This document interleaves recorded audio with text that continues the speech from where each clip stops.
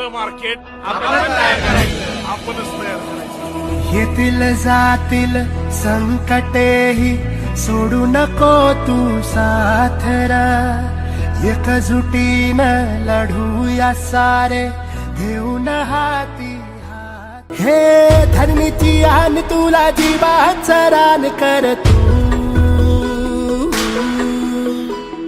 पेटून राहू भार वादळ वाऱ्यात र तू.